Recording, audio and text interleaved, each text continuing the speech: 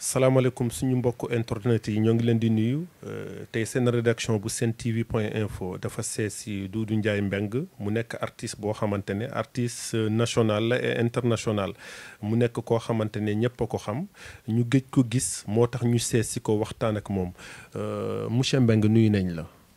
maa ngi lay nuyu Mouhamed di la ziar di nuyu waa Sen TV point info di nuyu waa diaspora bi. di nuyu àdduna bi yëpp gannaaw ba ma sante yàlla julli ci Seydina Muhammad sangu yi maa ngi ñaanal yàlla sama papa Alaaji Balanar Mbengue fa mu tëdd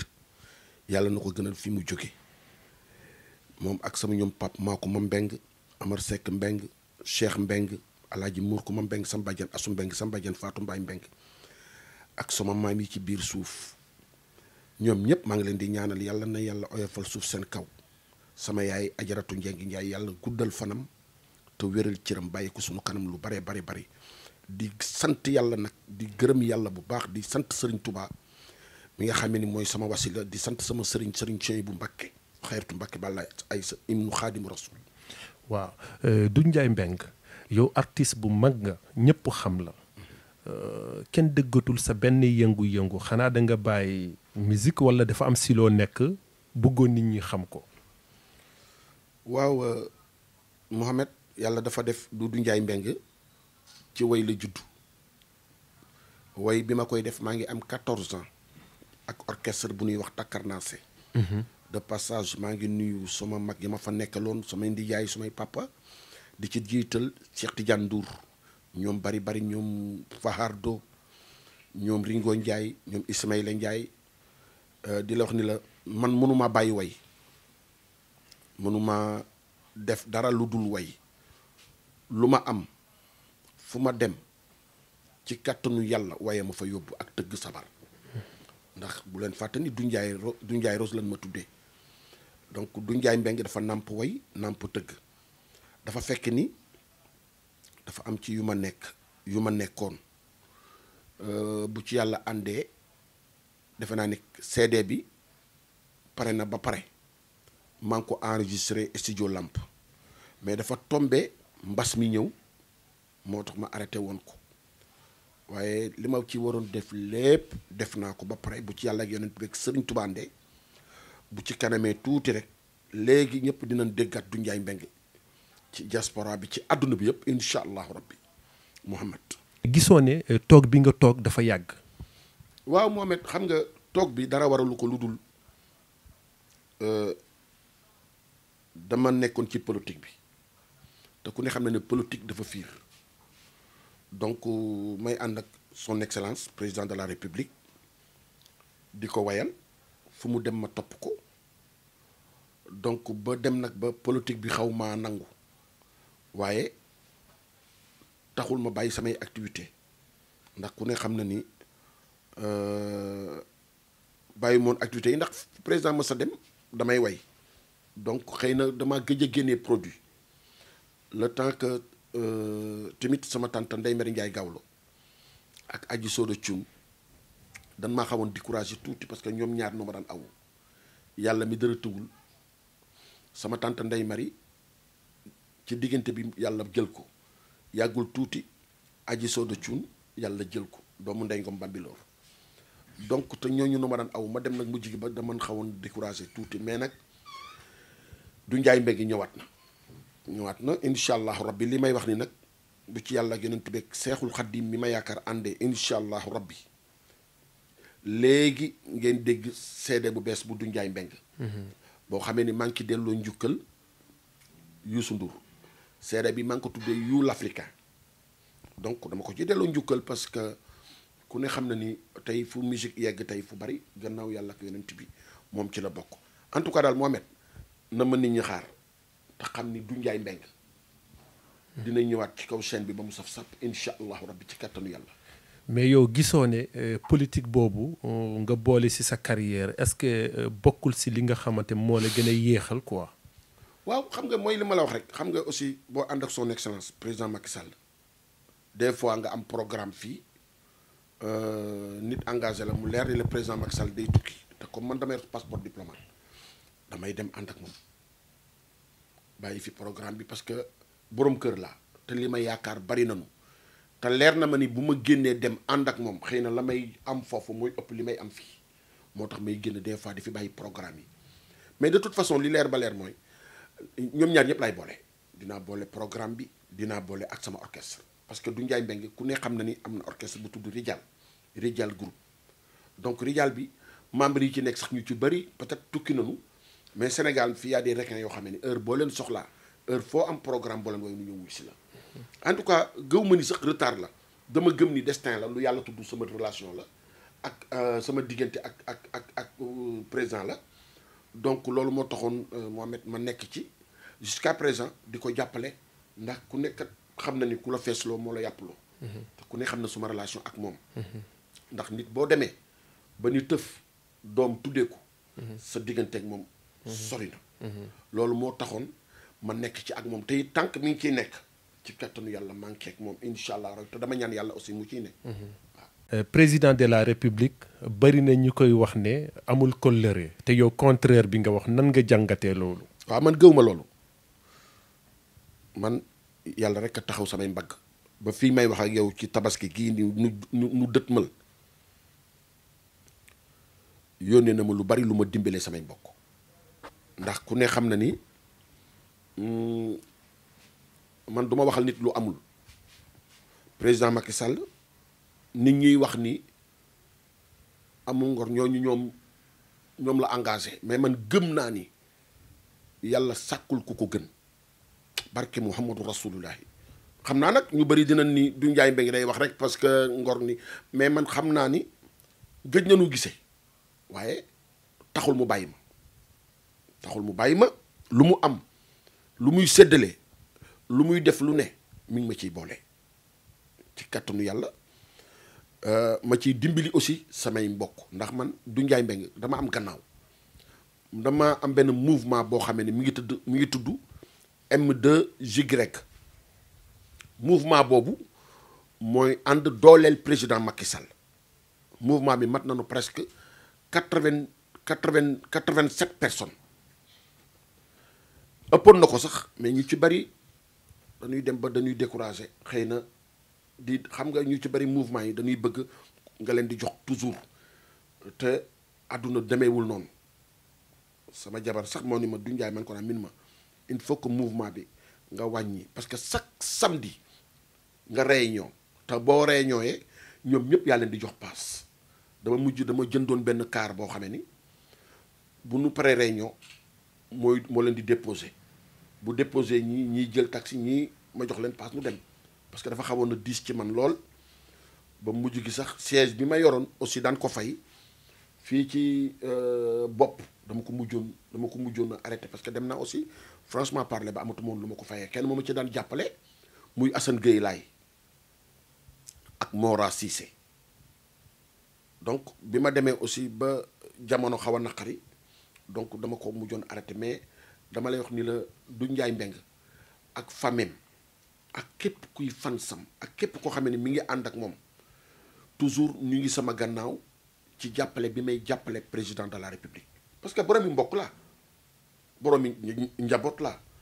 donc te aw ma man aussi lu dul ki ma yàlla booleel ki la yàlla booleel nag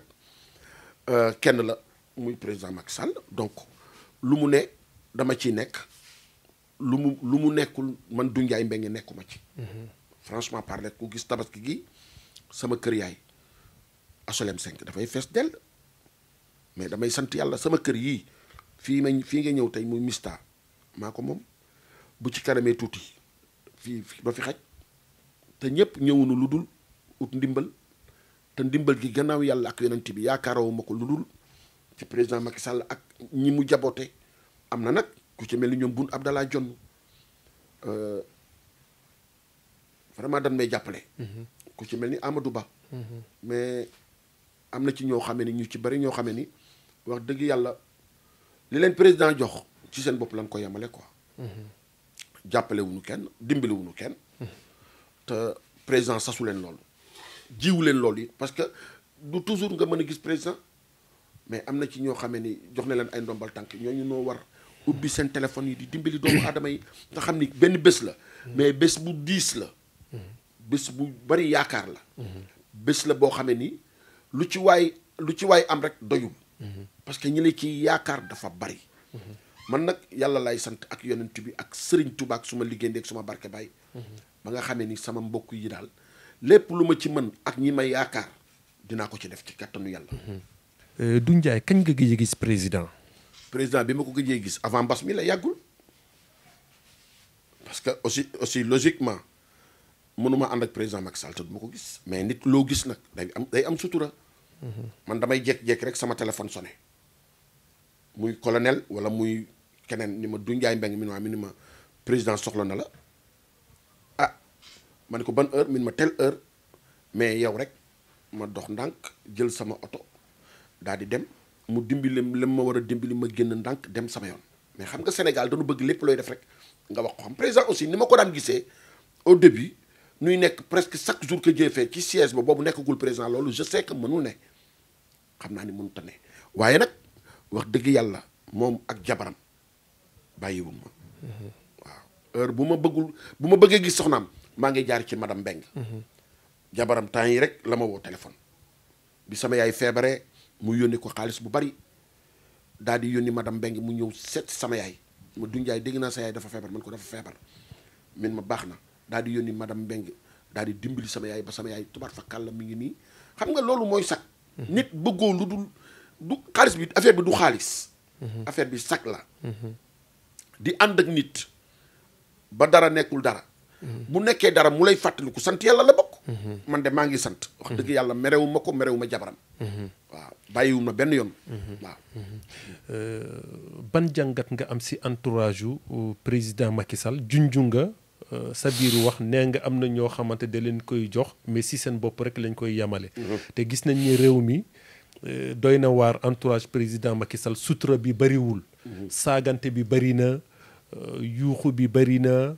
donc ban jàngat nga si am en tant que koo xamante ne musicien nga mais dañ lay considérer comme politicien boo xamante ne da ngay ànd ak Macky Sall. waaw Mohamed xam nga kër yi sax day am problème te Mohamed maa ngi lay waatal ci yàlla ak yonent bi nii président Macky Sall bëggul benn njabootam tas ku ne xam na diggante président Macky Sall ak Moustapha Cissé Lo qu'on se dit la vérité Moustapha Cissé Lo lu ne daj na ko ci président de la République. ku ne xam na diggante président de la république ak Farba Ngom ku ne xam na diggante président de la république ak Yakham Mbaye ñoom ñëpp ay njabootam lañu yow mi nekk ak sa njaboot sa biir kër nag des fois sax nga jot ak sa doom mais arrangement day am te ñun ñëpp bu nu nangul mooy sunu baay moom président de la république bu nu mëntu jur mënunoo jur waaye mooy sunu baay ci waxin mooy sunu kilifa moom la fi yàlla teg ñun nag ci ay njabootam lañ bokk bu nu defee erreur dañuy xoolaat rek naka la ñuy def rek te it maa ngi ciy dox am na ni benn mouvement boo xamee ni géwél yi daan ànd ak président de la république bu njëkk ak communicateur traditionnel yi daan ànd ak moom bu njëkk ñiy dëkk Fatick dañu def benn mouvement 10 personnes lañu sunu président mooy Khalifa Faye donc ñoom Ndiaye nga mu leew ba ñu ngi ci ñoom Khady Thiam Seck bari na daal tubaab fakkaat la ñoom Pablam ñoom Modou Faye ñoom Bousso vraiment ñi ci nekk tubaab fakkaat la ñoom Semou Ñing ñoom Simo Sène ñoom ñëpp noo boole ak man nu def benn mouvement pour képp koo xamee ni daan nga nekk ak président de la république démb te yàlla tax bu problème amee ñun li ñuy def mooy sunu devoir mooy jël sol sunu dàll dem waxtaan ak ñoom ba jàmm amaat ci biir parti bi ndax ku ne xam na ni aussi APR rek falul président de la république. mais Macky Sall moo ko dàqalu. non président du dàqalu kenn c'est que le problème a nekk nga problème bu amee di nga dégg prox ndoll bu ne mais président Macky Sall dàqaluwul kenn man xam naa président Macky Sall xam naa ko ci générosité ci yaram xam naa ko ci fonk nitam. te ku nekk xam na Moustapha Cissé Lo fii mu toll ci président de la république Moustapha Cissé Lo kenn la ko xamee ni tey boo doon bëgg a jëm président Macky Sall bu lay gis di la rey parce que moom lu mu am lu mu ñàkk lu ne am président Macky Sall moo ko gënal barke alxuraanul karim loolu man mën naa ko waatal muy taalibe Serigne Touba nag bu wér nit ku nekk nag di nga am xadar c'est vrai affaire yi seytaane duggoon na ci ba xëy na ay yu ci warul am ci mais nag dañuy retrouver waat man xam naa ni président de la république Macky Sall mi ma xam du bàyyi njabootam tas. jàpp nga ne diggante Moustapha Cissé Lo ak Farba Ngom ak Yakham Mbaye ak président de la république da nga jàpp ne dinañ àndaat. barke Seydina Mouhamad jàmm rek kay mujj yow tamit loolu ndëgam ay ennemis yi nga xamee ne waxuma sax ay ennemis ñun duñu ay ennemis ay ñi nga xamee ne ay opposition am lañu woon bu nu sañoon rey président ndëgam ñooñu la mën a woo di nekk ak ci ñoom jàmm di leen dimbali te yàlla tax waxantuma la ki nga xam ne nag moo àndoon ak moom démb nag dañuy waxtaan rek ndëgam ñooñu nag la mën a jàkkaar lool tey baal leen jéggal leen di leen dimbali te yàlla tax waxantuma la ak nag Moustapha Cissé Lo ak keneen ak keneen parti bi ñun ñëpp noo ko bokk man mi di wax ak yow membre fondateur laa ci man ba may ànd ak président Macky Sall di jël sama engagement risquer sama vie nu dem sama papa naan ko du Ndiaye Mbengue mii kat dafay xaru boobu ñi àdduna bi yëpp la wér te boobu Ablaye Wade am na doole lool bari alal lool woo ma man mii sama jabar ji toog fii barke Seydina Mouhamad xam na li may wax lan la man ñi mu njëkk a woo moom Ablaye Wade ci la bokk te boobu élection yi 6 mois moo ci des mu metti loolu ci sama côté ma dem ba am coupure courant 84000 yoo xam ne mënu ma ko fay ku mu woo nga ñëw ba mu des du Ndiaye Mbengue keroog maag président Macky Sall bi ma Ablaye Wade woowee yónnee pour ma ñëw mu recevoir ma au palais may ni ma naa la may kër naa la may xaalis naa la may oto jour boobu 4 heures ci ngoon kër président Macky Sall laa añee maag sama benn grand frère bu ñuy wax Habib Mbengue ceebu jën bu weex ak première dame falaa fekk Moustapha Cissé Lo mun ma bul dem ma ne ko man bu ma doon dem du ma ñëw di ko président donc muy nit ku am ngor xadar nag nit ku nekk am nga ko te moom dafa amul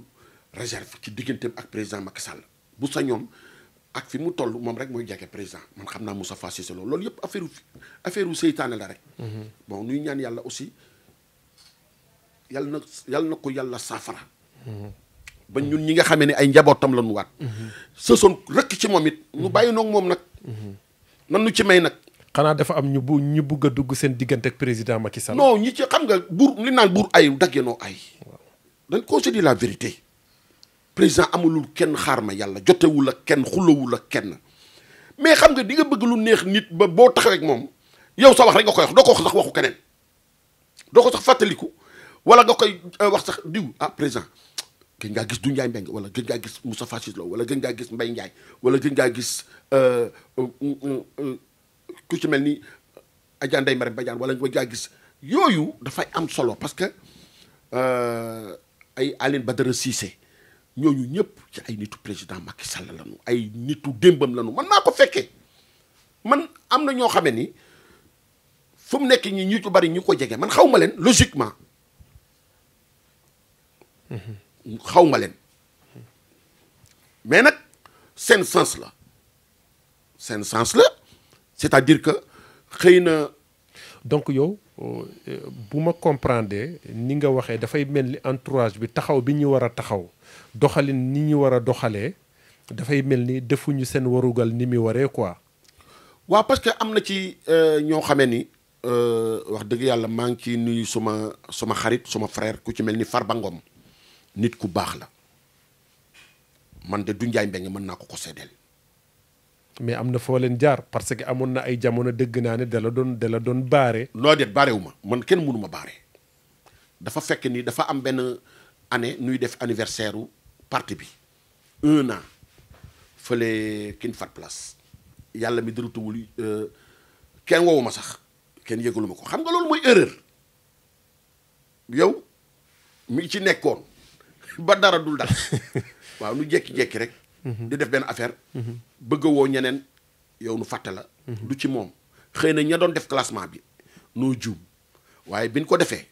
bi ma ñëwee man li ma moom dama ko foqati nga forcer barrière dama jël li ma moom dama ni leen damay way par force xam nga man toog sax di wayati Macky Sall sax waratuma man damaa war a gërëm yàlla damaa war a sant yàlla mais bi loolu passé Farba dafa reconnaître woo man nu toog nu waxtaan ni ma du man ko xam naa du yow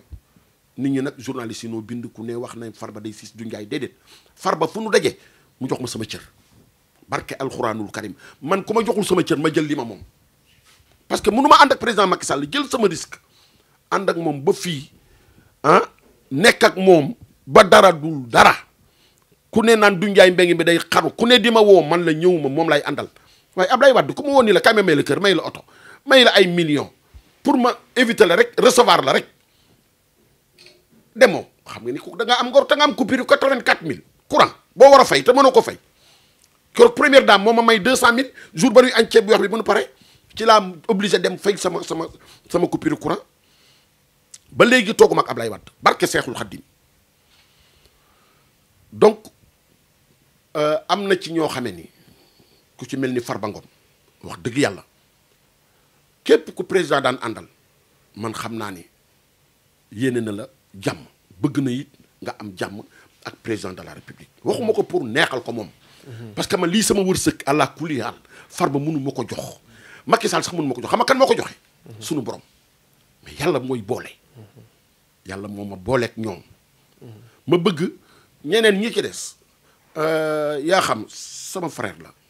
moom it nit la ko baax nanu jéem a ànd président Macky Sall ànd bi jubóo bi moo koy arrangé mais dëngoo bi amul yow fi mu toll nii appel ngay lancé si biir APR mais c'est ça ci biir Benno parce que attention de affaire bi dafa doy war de am na ci ñoo xamee ni ngi jege président Macky Sall mais gëmuñu ko mais am na ñu ma ci mën a waatal ni gëmuñu ku dul président de la république man xam naa loolu am na ci ñoo xamee ni boobu ba tey ni nga ko jege waaye gëmuñu ko ku dul président Macky Sall mais nag pour xam ko ñu pour moom mu xam ko président nii c'est pas facile ku ci mel ni man de du njaay mbéy may tey bu président Macky Sall demoon tey ba bàyyi nguur du njaay mi xam lu muy def lem ay kaakaam parce que man mosuma politique man xaw ma sax nu ni politiquer man président Macky Sall moom ci dugal moo tax du njaay mbéy yaa ngi ni ñëw seet ci ma lu tax politique te man mosuma xam nu ni politiquer man way rek laa xamoon ak sama orchestre man bu ma bàyyee immigré sax ñëw toog Sénégal man damaa yoroon séjour waroon déposer indéterminato ñëw vacances di def sama anniversaire tuddee ko mu ñëw ca ma defaat mu ñëw ca di ma dimbali yàlla mi dara tëwul ba loolu amee ci laa jàppanteeg moom ma dégg dafay def parti dàq nañ ko ma jël sama avion ñëw toog fii yaayam gaañu ma dem jaale ji ko mu jox ma parole depuis lors fu muy dem avant nuy campagne mu yóbbu ma ni kii xaaral ma créer ko benn way naa ko ñetti at ñetti weer nekkul président xam lan la ñuy wax maa xàllaa dañu sob waaye yow kii nekkagul sax président nga ne ko Sénégal jóg leen taxaw dama ni ko Sénégal jóg leen yëngu nu ni lu tax ma ni Macky am na ndam woy boobu kay benn la waaw Macky Sall mu ajaakumba ci mbo bu ko neexee lëmbee boobu ni nga ko bëgg a faagaagal di ko bëgg a tuumaal di ko bëgg a yóbbu ci kaso ma ni leen kooku amul sens interdit loolu mooy bu ko neexee lëmbee maanaam fu ko neex lay jaar amul fenn sens interdit loolu laa ko wayal man Gawlo bii risqué nag sama àdduna kan du ma ànd ak président Macky Sall ba yegg si ba fii Mohamed di lâché du ma ko def xanaa moom mi ne ma du njaay toogal te gëm naa ni du ma ko wax fu mu dem incha allahu rabbi ci kattanu yàlla ma yëgal buñ ma yëgal sax weesu naa fu ma yëgalee fu ma dégg ma nga fa incha allahu rabbi du njaay mbeng nga fa président Macky Sall moo ngi toll 2e mandat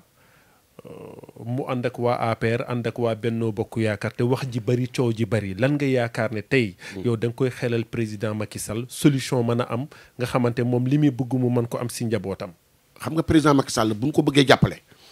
ñun suñu biir dafa mel ni dañuy dëmmante suñu biir te c'est très grave président Macky Sall ñëpp xaj nañ ci Mohamed gis nga bu ma sa wërsëg yow sa wërsëg bu ma ko bëggee lekk jóge fi ñu bëri comprendre nu loolu président Macky Sall bëgg a may du njaay mbeng kër wala bëgg ko may oto wala bëgg ko may jama yow nga ñëw fexe ba yàq loolu nga defe ni loolu ëllëg mais dama koy lekk feneen parce que bu dee yàlla sama wërsëg la man ala kulli yàlla dama koy jot APR nag ñu mel noonu noo fa am dafa bari ay requin yoo xam ne ni dara andiwu leen ci président seen soxla bopp rek loo leen fa andi wuñ ko pour fàttali ko sa nitu démb, andi wuñ ko pour ni ko diw de dafa xaw a mer président woo ko ngeen waxtaan. wala woo ko ngeen nangam xam nga lu ñuy def président dégg nga diw lim la wax dégg nga diw lim la def loolu dong lan fa nekkee pour seen poste di tooy rek ñeneen ñi nag fu nu toll di ami problème mais loolu baaxul président Macky Sall soxlawul loolu li mu soxla mooy ñi koy accompagner ëllëg ñoom ñëpp nu jubboo bokk ndey ak baay yéenante jàmm di dimbalante. am na benn jour mu recevoir ma nu toog mais mbaa gars yi ni ngi lay jàppale ma ne ko ah yow de président yaa ma gën a xam sa gars yi man daal jaaxle naa rek nga xam ne kii moo baax moo généreux. am na ñoo xam ne tey bu la bëggoon dimbali billaahi doo gis sax président Macky Sall ñoom seen jëm bopp noo lay dimbali parce que li lay président jox mën nañ ci dimbali àdduna waaye nu romb la ngay sonn wala nu romb la ngay fatigué wala nu romb la ngay dox man maa ngi nii tey yoratuma oto